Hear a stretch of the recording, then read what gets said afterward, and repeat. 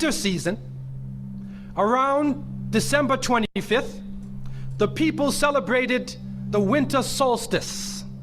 And so the winter solstice would come about somewhere from December 21st all the way to around January 6th or so. And so the people of the north would celebrate different holidays, have different occasions based upon the winter solstice. In the wintertime, there is a period where there is no light. You are literally in darkness 24 hours of the day. And this stretches for a period of time. Now, could you imagine if you're living in Alaska, or living in Canada, or living in Norway, and you don't have central heating, and the cold is outside, it's darkness around you, people are dying from disease, it's a terrible time, and every family would probably lose somebody, or they would know of somebody dying from the cold and disease during that season. This is the winter solstice. And so when the sun starts to come out, the people now are looking at the sun as a life-giving force. And so during that time, a number of ceremonies were held in northern countries. In the far north was the Feast of the 12 Nights, which stretched from December 25th to January 6th. Also in ancient Greece, there was the Bacchanalia, which was held for their god Bacchus, the god of wine and sport and play. The Romans had the Saturnalia for their god Saturn, their main sun god Saturn. And so you find during these times that the people held ceremonies in the north. They would burn bonfires. The light was important, the fire, because the fire represents the light, the life-giving force for those who worship nature. Also in the north, they recognized that there was one tree that despite the cold would still remain alive, the evergreen tree, the fir tree.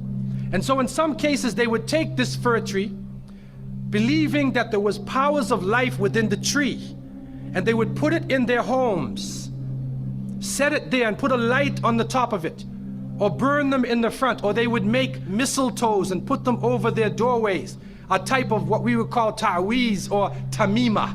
It is an amulet. And they would hang the amulet over their doors, hang the amulets in their home, hoping that this fir tree, that this so-called life-giving force would protect them from the danger of the winter. And so their ceremonies developed around this. And this went on for hundreds of years. We also find in the ancient northern countries, and the Druids of the north, they carried out special ceremonies surrounding the mistletoe and surrounding the fir tree and the beliefs, and they would meet within circular areas. And they had a secretive cult that spread throughout the far northern countries. One of the interesting individuals, and you can look this up if you can find it in the dictionaries or encyclopedias, is a man called Mithra or Mithras. This is a very mysterious character. And when you look at history, you find that this individual called Mithra was born on December 25th. His day of the week was the 7th day of the week, that we still call Sunday. He was supposed to be the son of the sun god himself, and they had a special sacrament made up of bread and wine, and they would make this drink during this time, and supposedly he died for the sins of the people. Sounds familiar, doesn't it? But when you try to find Mithra or Mithras in the encyclopedias, they, through state intervention, erased the name. Why is this? That is because after the time of Jesus, Isa alayhi salam, when the message began to spread, and they went north, and you'll see within historical writings that Barnabas, one of his disciples, met a man named Saul or Paul, who later called himself Paul. Paul said he saw Jesus on the Damascus road, and he went to the disciples, but the disciples turned against Paul. Only Barnabas stayed with him. But when Paul and Barnabas went into Greece, Barnabas left him. Now, what is the reason why they all left him? What are the concepts coming through Paul? Many people say, well, they left him because he was Saul before and he used to torture the early followers of Isa alayhi salam. But also you can see, and if you look at present day Christianity, that most of the concepts of the Trinity, of the blood sacrifice, the original sin, and most of the concepts which relate to more than one God are coming through Paul. The preachers are quoting Paul sometime more than Jesus during their sermons. And so Barnabas left Paul. And somewhere in the early days, in Rome or Greece, somewhere in that area, those missionaries who were teaching the teachings of Jesus, Isa alayhi salam, met with this force coming from the north. And so you will see in ancient Roman history that in some cases the Roman emperor would go out to the Colosseum and the gladiators would be fighting each other and everybody's cheering for the gladiators. Sounds like one of our football games. They would go to the Colosseum, right? And the gladiators would fight. And then if one of the gladiators was down, and they would look at the emperor, should I kill him or not? And if he wanted to kill him, he would say, he would go like that, right? You know, that sign down. If he said keep him alive, he goes like this. You know how we use it today? Yes. Okay? He gives that sign. Okay? One of the terrible things happening during these rituals at the Colosseum is that they would bring the Christians out, literally men, women, and children, and feed them to hungry animals. They would take a hyena or a wolf or a lion and get it hungry and crazy and beat it and throw raw meat at it and then send it out on the people, and they would literally cheer and watch as the animal ripped the bodies apart. This is a terrible culture. Tear the bodies apart. And so somewhere along the line, somebody who couldn't take the torture, who felt that maybe we can win these people over, made a compromise. And you start to see changes going on from the early part of the Christian era in Southern Europe, where the major ceremonies held by the nature worshiping people are combined with Christian names and Christian ceremonies, and therefore what comes forth to us is a mixture with the two streams coming together, where you get a monotheistic name or a monotheistic character with a pagan ceremony. And so the mixture of this together is what is giving us the present day holidays that we see. Number one, we understand that Isa alayhi salam, according to today is the 23rd of November 2023, and Gaza is still under the fire and under the war. This war which left thousands of victims. To the different reports of the different scholars in many religions, he was not born in the cold weather. History shows us that he was born during the warm weather. Even in the Christian traditions, they have the belief that the shepherds were tending their flocks outside. And in Palestine, you cannot keep your flocks outside in the wintertime in the evening. You bring them in because it's cool at night. And so it was the warm weather. It was also the time of the taxes in the north.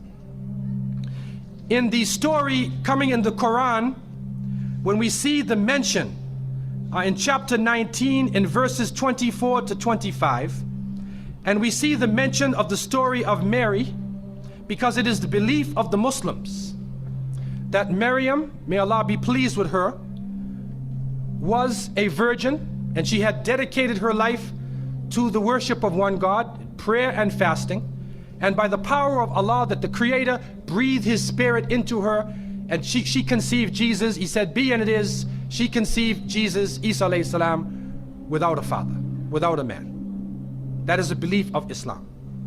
It is also a belief that when she felt the pain of the pregnancy, that the angel came to her and told her to go outside of the city. She went outside of the city to a remote area, and there she found a palm tree and she found water. And it was speaking about rutub, janniyah. It was speaking about a type of rutub or a type of dates. And those who know, who have lived in the desert area know that when the dates become ripe, when you start to see the color of the dates change, because dates are not brown, you know. Dates are originally red and they're yellow, they're other colors. But they turn the brown. It's at the height of the heat that the dates become ripe. And so it's at that time that she gave birth to Isa alayhi salam. So from different points of view, different historical points of view and different religions, we understand that Isa alayhi salam was not born during the winter season. He was born in the warm weather. So who was it that was born in the winter season? What is that? Who is that character now? Let us become detectives and try to find out the answer to this problem. Number one, you have to understand this concept of Saturn, the concept of Bacchus.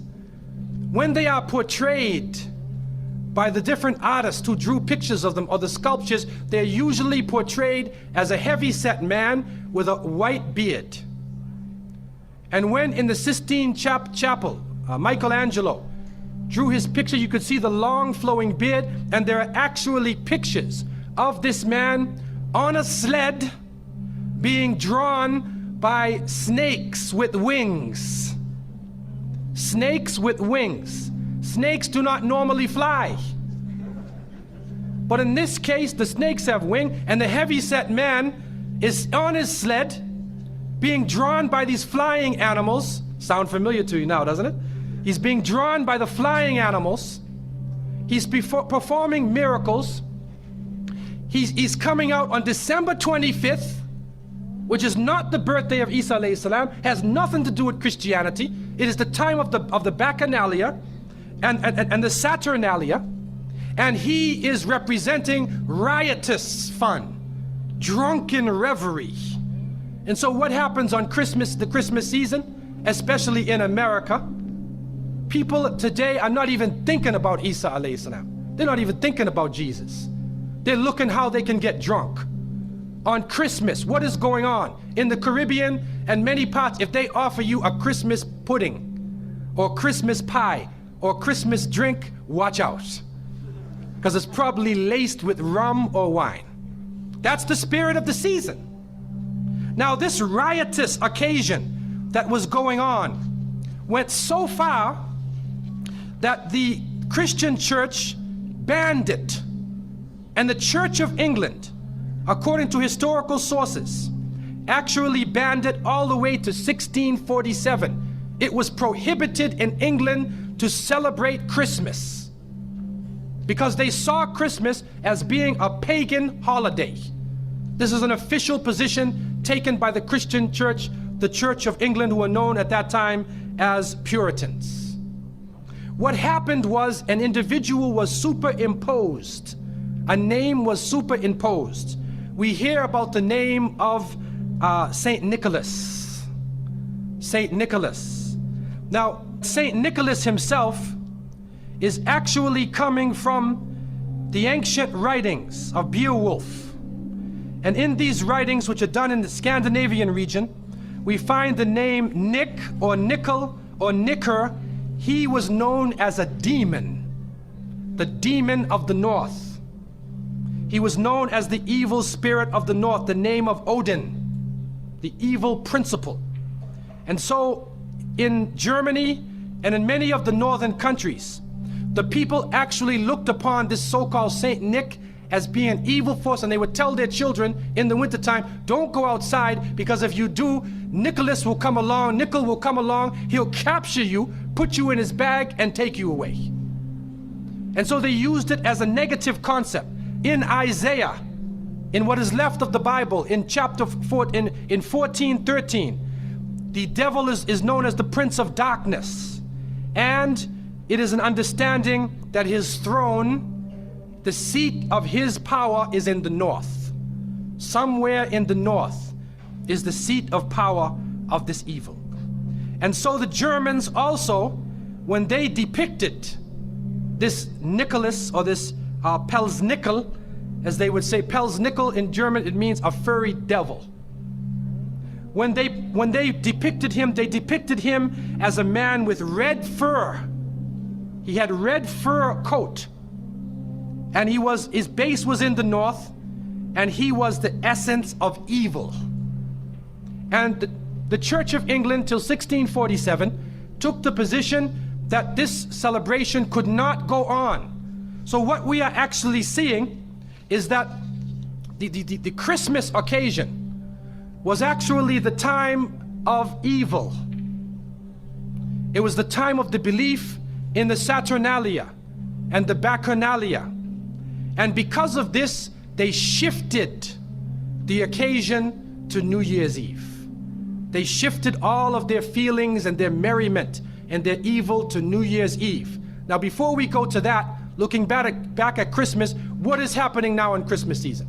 I don't know what goes on in Miami, but in the northern cities, on Christmas occasion, they put lights around and Santa Claus parades. Do you have a Santa Claus parade here?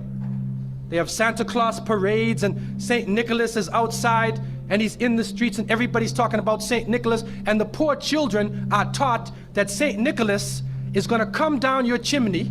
Most people don't have chimneys in Miami anyway, but a 350-pound man is gonna come down your chimney and bring you presents and keep his clothes white and red, and go to all of the homes in the area and put presents in your stockings and put presents under your tree, and then fly back out into space. And the poor father who sweat and toiled all year to get you the presents gets no credit for the present given to the child. St. Nicholas comes down the chimney, gives you this present, flies off into the night. And many of us were raised thinking, believing in this. Some of us would sneak into the night and look and see our father putting the present under the tree. We knew what he was doing anyway. But you went along with it, and the people say, well, you know, it's Christmas. Don't you like to have fun? You want to stop the children from having fun? What kind of people are you? But what are you teaching the children? You are using the name of Jesus, using the name of Isa alayhi salam, and you are using a figure who historically is the devil. The devil himself, wal-iyadhu billah. They are using his figure, and he has now taken over the Christmas season. Christmas now to most people means materialism. You have to buy presents for your cousins and your friends, and you gotta buy about 34 presents. And you find that most American people are in debt for 6 months after Christmas. Now, where is Jesus? You get drunk, you fight, you lose all your money, the stores raise their prices. Isa alayhi salam is described as a very humble person. Most of the time he didn't wear shoes, only 1 or 2 changes of clothing. A very simple person eating very simple food, fasting most of the time. You see what is going on? There are 2 streams now, a stream of polytheism, a stream of monotheism, and now the polytheism, the materialism, is overtaking the monotheism and standing in the way and taking over our society. And some foolish Muslims coming along from outside of in their country say, well, I just want to be an American. I want a tree too. So I said, one of the brothers said he had a Christmas tree in his house. He came for, I said, brother, do you know what the tree stands for? He said, no. Okay, I'll get a palm tree with dates. I'll make it halal, a halal Christmas tree. But brother, you have to understand what it means. You have to understand what it means. Number one, the Prophet ﷺ, when he talked about ar-ruqya, wa tama'im, wa tiwala, he said all of these things are shirk. That if you hang amulets thinking that this ta'weez or this amulet is going to protect you from something, then you are actually giving power to the creation of Allah and taking it away from the Creator. If you think that by making some spells, going to a magician and asking them to put a spell on someone, you want to get married, so you go to the Sahir and say, put a spell on Ali, I want to marry him. Put a spell on Zainab. What kind of marriage are you going to have if you go to the magician? And so the Prophet, peace be upon him, named all of these things, the superstitions, the amulets, all of these type of things the other stream which goes away from monotheism, from the belief in one God, and takes you into another religion.